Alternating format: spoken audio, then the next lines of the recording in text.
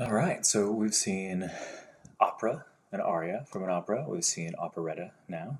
And now we're moving to where we really get some momentum from those two big art forms relating to each other, opera, operetta, and then moving toward what we know today as musical theater. Operetta, remember, had some dialogue, some spoken word rather than opera, where it's just music. So now we get to the first half of the 19th century in England, and we start to get variety shows, burlesque, and vaudeville. These were done in music halls, not super formal really at the beginning, and then they got to be the most popular kind of ways of telling stories musically, even more popular than opera.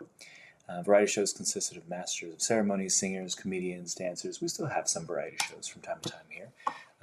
This is one of the original ones in England. They're in Leicester Square, the grandest variety theater in the world. So they did start to build theaters for variety shows, similar to opera houses or theaters as we know them today, right? It had ballet, it had music, had dance, had singing, had comedians, all that kind of stuff.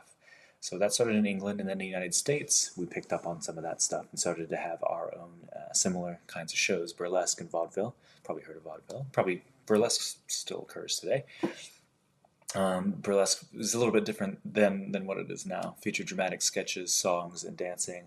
And vaudeville was a series of comedic variety acts. So vaudeville, you get a lot of comedy duos, a lot of things going into silent films and all that kind of stuff. We have music sketches, juggling, animal acts. As you can see on the left there, vaudeville, Trocadero. You see all different kinds of acts there.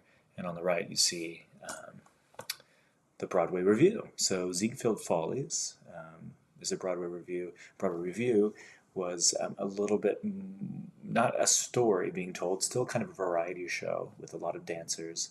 It's comedy, music. And from 1907 to 1931, this was the most popular.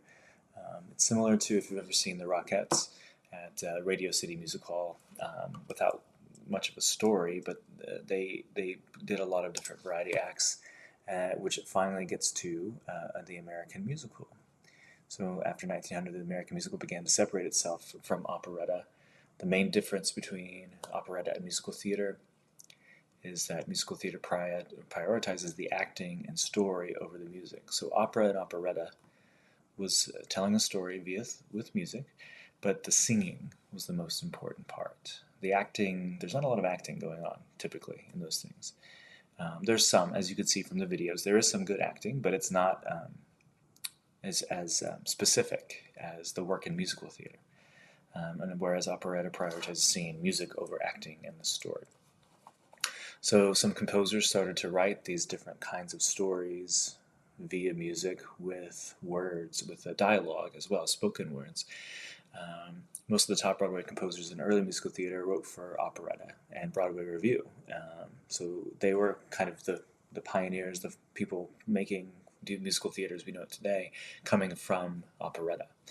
People like Jerome Kern, Irving Berlin, Cole Porter, George Gershwin, Richard Rodgers, which you've probably heard of some of those.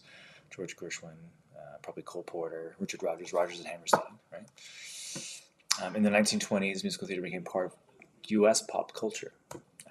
So a lot of songs that were written for musicals became popular on the radio. Remember, there was no streaming. There weren't a lot of...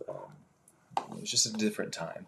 And so music that was made for musical theater became very popular on the radio, and people would buy the records, etc. And it became a part of the national cultural life. And when they were heard on, these songs are known as the Great American Songbook. Someone to Watch Over Me, for instance, Ella Fitzgerald sings that, comes from a musical, a George Gershwin musical. So the very first musical was Showboat. You can see in the top corner. Some other ones that were popular through time here, going into the 50s and 60s, were Anything Goes by Cole Porter, and then Annie Get Your Gun. There we go. So a big part of this differentiation of musical theater also brings in somebody called the lyricist. They're the author of the lyrics, shockingly, for the music.